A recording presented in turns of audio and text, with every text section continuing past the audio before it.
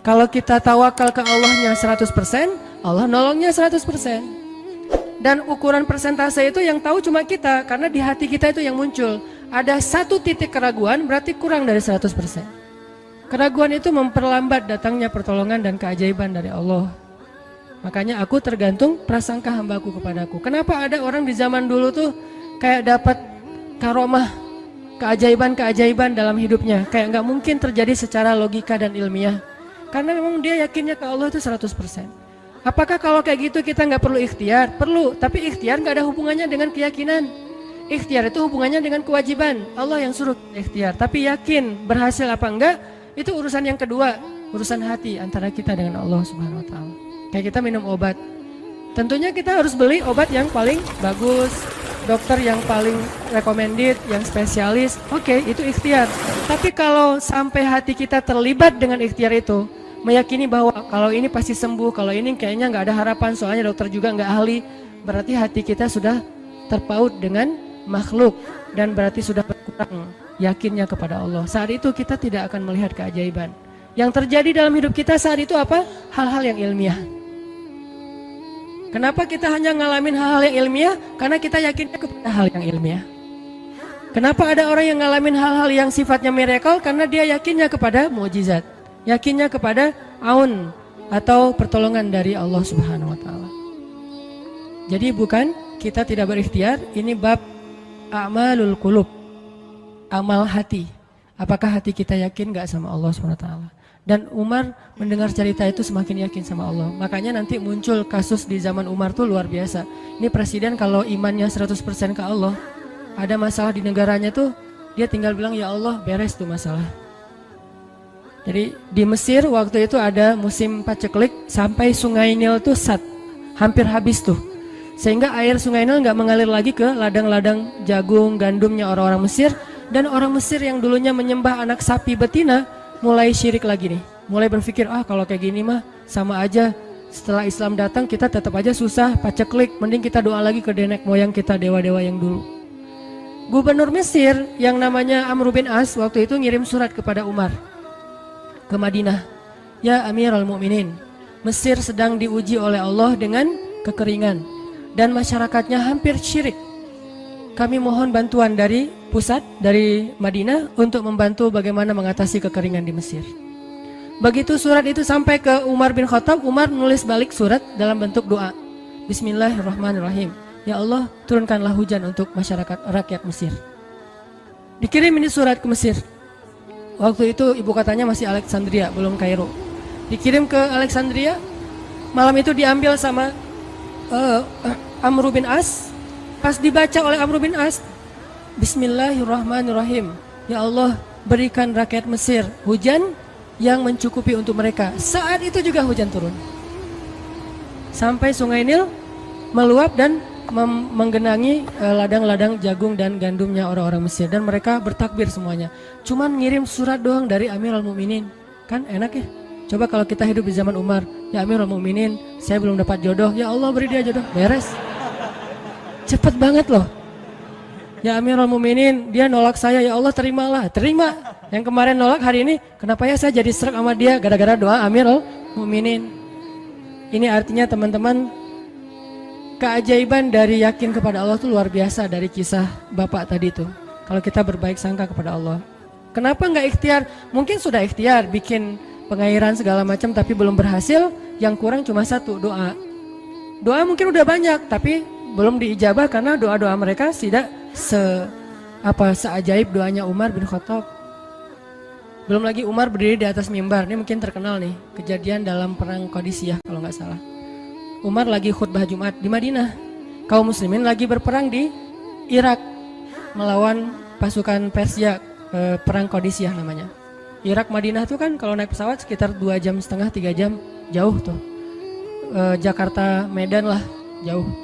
Nah, Umar lagi khutbah di atas mimbar, sholat Jumat, tiba-tiba tema khutbahnya tuh ganti gitu. Lagi ngomong tiba-tiba beralih tema. Wahai kaum muslimin, naiklah ke atas bukit itu, baliklah kalian mundur-mundur gitu. Jadi Umar tiba-tiba kayak ngomongin sesuatu yang gak nyambung. Orang-orang heran, nih Umar kenapa? Oh ya udah biarin, namanya juga Umar gitu kan. Dia punya Mungkin dia ngelihat setan atau apa, setan kan takut sama Umar. Diem. Udah selesai sholat Jumat, pada datang, ya Amirul Mukminin, tadi apa yang terjadi? Kenapa Amirul Mukminin ngomong sesuatu yang gak nyambung? Kita juga gak ngerti. Kata Amirul Mukminin, saya ngelihat Allah menampakkan kepada saya pasukan Islam di Qadisiyah yang terdesak, hampir habis dibantai sama musuh. Tapi saya ditunjukkan ke sebuah bukit yang mungkin mudah-mudahan itu jadi benteng untuk mereka berlindung. Saya suruh mereka naik. Orang kan gak langsung percaya kan? Bener gitu terjadi kayak gitu. Kalau Rasul ngomong, mungkin aku naik ke langit, Isra Mi'raj, oke lah, itu aja masih ada yang mendustakan. Ini Umar yang ngomong, bukan Nabi yang dapat wahyu. Orang gak langsung percaya. Selang beberapa minggu kemudian, pasukan Qadisiyah pulang. Jadi utusan mereka pulang bawa berita tentang kemenangan perang dalam perang Qadisiyah. Dia cerita, suatu hari di hari Jumat, kami sedang berperang. Kami terdesak, hampir habis dibantai sama musuh. Udah gak ada jalan untuk berlindung. Tiba-tiba kami mendengar suara Umar. Amirul Mukminin berteriak, wahai kaum muslimin, naiklah ke atas bukit ini supaya kalian terlindungi. Akhirnya kami mundur naik ke atas bukit dan selamat waktu itu. Berarti benar-benar terjadi. Kok bisa? Ya, qadarullah. Ini keajaiban iman mereka. Apakah kita bisa mendapatin pengalaman-pengalaman kayak gini? Bisa, kalau keimanan kita dengan level yang sama. Kalau nggak selevel yang sama pun, minimal kita nusaddid. Kalau kita tidak bisa sama persis, minimal kita berusaha untuk nuqarib, berusaha untuk pengalaman kita nanti walaupun nggak sama persis, mirip-mirip dengan pengalaman mereka. Lagi-lagi bukan berarti tidak berikhtiar. Ini keajaiban-keajaiban yang terjadi. Dan saya juga baru ngalamin kemarin pas saya di seminggu, nggak kurang dari seminggu yang lalu, saya baru pulang dari laut di Batu Karas. Di sini ada teman saya, Agi. Mana Agi? Nah, ini Agi ya. Ini by the way model model iklan. Ada deh pokoknya iklan jodoh maksudnya. Agi ini anak Batu Karas. Agi boleh diceritain? Agi ini anak Batu Karas. Batu Karas tuh Jawa Barat, daerah Pangandaran.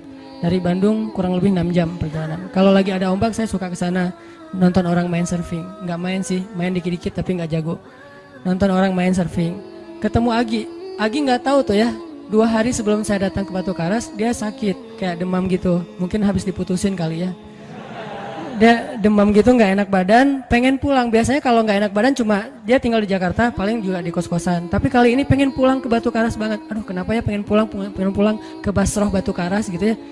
Batu Karas kayak Basroh gitu. Pengen ke Batu Karas. Pas dia pulang, hari saya lagi mau main tuh, dia diajak sama temen dia, ngojek itu apa? Berenang yuk gitu. Berenang yuk, berenang. Dia ikut, padahal lagi nggak enak badan, tapi pengen berenang. Pas lagi di pantai, saya datang ketemu loh, kayak kenal nih, hitam-hitam ektis gitu. Ternyata ketemu saya, Ustadz Hanan ya, ya wah, kenalan.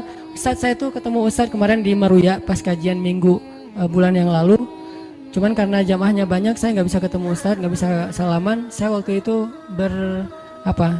membatin, ya Allah saya pengen banget ketemu Ustadz Hanan langsung, tapi jangan dalam suasana ta'lim yang ramai, langsung berdua. Mudah-mudahan terkabulkan. Akhirnya Agi banyak istighfar sebulan istighfar. Akhirnya terjadilah yang tadi itu, dia nggak enak badan. Saya juga tiba-tiba ujuk-ujuk, kenapa ya saya pengen ke Batu Karas, kenapa ya pengen ke Batu Karas. Ternyata di sana ada ombak. Kan ada Agi. Ketemu aja di Batu Karas. Itu cara Allah menskenariokan, dan itu terbukti banget loh. Istighfar bukan karena saya orang soleh, dan kita bisa istighfarin siapa aja. Saya pengen ketemu ini, saya pengen, dan itu ajaib. Kalau misalnya nggak ketemu pun di dunia, insya Allah ketemu dengan orang soleh itu nanti di akhir. Apa ruginya beristighfar dan berdoa? Nggak ada ruginya kan? Ya Allah, saya pengen banget ketemu dengan, misalnya sebutlah ulama yang paling kita ngefans di dunia siapa gitu, dengan Imam Sudais, Imam Masjidil Haram. Pengen banget jabat tangan sama Imam Masjidil Haram yang imamin umat Islam seluruh dunia gitu. Tapi kan nggak mungkin. Kita umroh, kita haji juga nggak bisa ketemu dengan Imam Sudais. Kita berdiri paling depan ya, di dekat dengan Hajar Aswad. Begitu mau sholat diusir tuh. Begitu selesai salam langsung dipagar betis sama askar-askarnya. Susah ketemu beliau tuh, ajaib banget kalau bisa ketemu. Tapi kan nggak ada salahnya beristighfar kan? Astagfirullah, astagfirullah, ya Allah, Sudais, astagfirullah, astagfirullah, Sudais, astagfirullah. Terus aja gitu. Pengen ketemu Sudais, Tiba-tiba bisa aja sudah datang ke Indonesia, ada seminar apa, mungkin bisa ketemu yang paling logisnya. Atau kalaupun nggak ketemu di dunia, tiba-tiba bangkit dari kubur di sebelah kita. Siapa? Kan kamu sering manggil saya dulu, siapa? Sudais yang mana ya? Imam Masjidil Haram, Masya Allah Syekh gitu. Dan orang soleh nanti di akhirat, dialah yang salah satu akan menyelamatkan kita dari perjalanan yang sulit. Selain syafaat Rasulullah SAW. Jadi kalau disebut nama Nabi kita spontan ya, Sallallahu Alaihi Wasallam. Kalau perlu bahkan kayak respect banget gitu. Kalau disebut nama Nabi langsung Sallallahu Alaihi Wasallam karena luar biasa jasa Rasulullah. Yang jelas selain Rasulullah Sallallahu Alaihi Wasallam, nanti ulama-ulama orang-orang soleh juga bisa nolongin kita di akhirat. Jadi kalau kita doa ya Allah pengen banget ketemu si Fulan, Syekh Fulan, Ustadz Fulan, Kiai Fulan. Kalau nggak ketemu pun di dunia, pasti ketemu di akhirat. Yang jelas harapan kita nggak mungkin Allah abaikan gitu aja, nggak mungkin. Pasti Allah kabulkan. Cuman Allah kadang-kadang menggunakan cara yang lebih baik daripada yang kita pernah bayangin. Ketemu beliau di dunia paling cuma selfie. Tapi kalau ketemu di akhirat dibawa selamat di sirat yang panjang, lebih mending mana? Ketemu nih dengan seorang ulama, orang soleh yang kita ngefans banget nih. Pokoknya saya pengen banget selfie sama beliau ya Allah.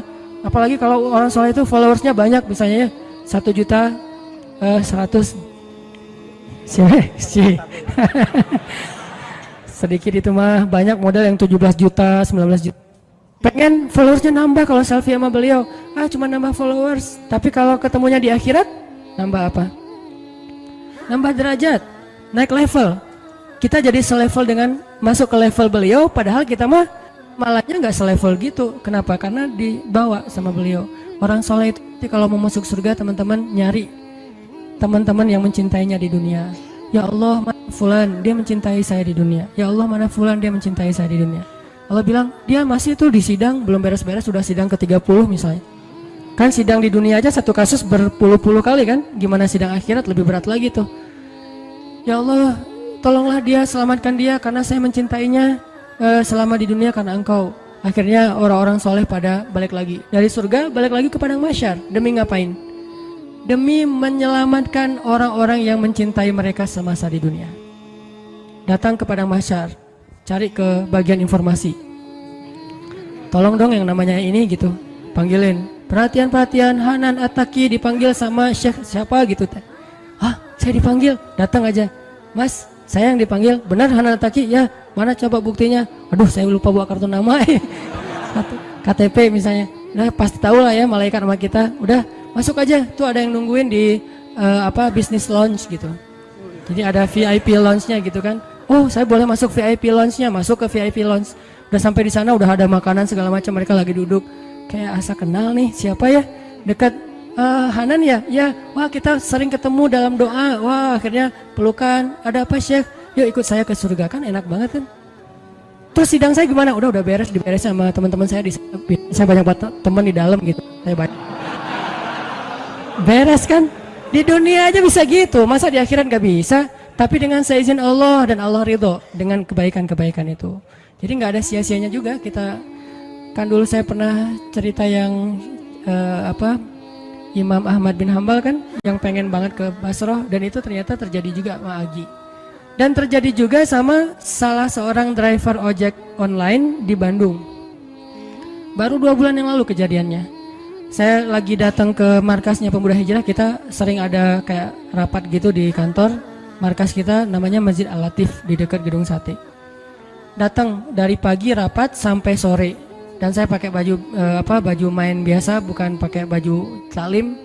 Sebetulnya sama aja sih. Nah, waktu itu sholat zuhur di Masjid Al-Latif saya ngimamin sama asar. Habis asar pulang. Karena nggak nyetir sendiri, saya pakai online, saya order nih. Order, pakai ojek, ada yang ngambil. Drivernya ngambil, datang jemput, pulang. Kemana? Ke Cimahi, pulang.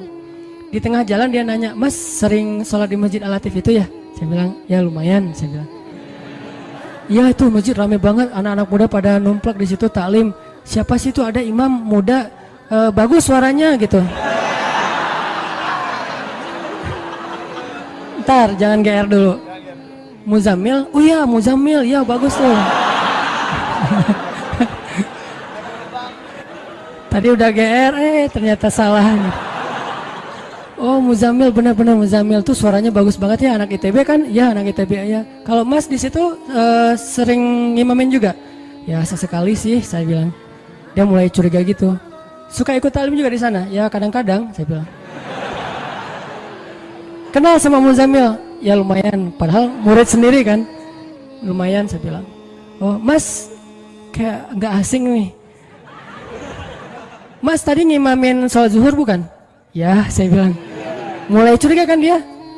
Mas namanya siapa sih Mas? Hanan saya bilang. Hanan? Hanan yang mana nih? Ya.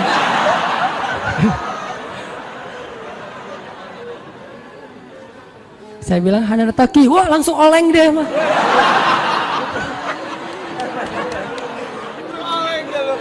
Oh, Mas biasa aja Mas biasa aja gitu. Ini benar Ustaz Hanan Taki, benar. Masya Allah, ya Allah, udah gitu kayak terharu gitu, heboh, semua orang pada ngelihat lampu merah lah gitu ya, pada ngelihat semuanya. Saya langsung pakai masker, gitu.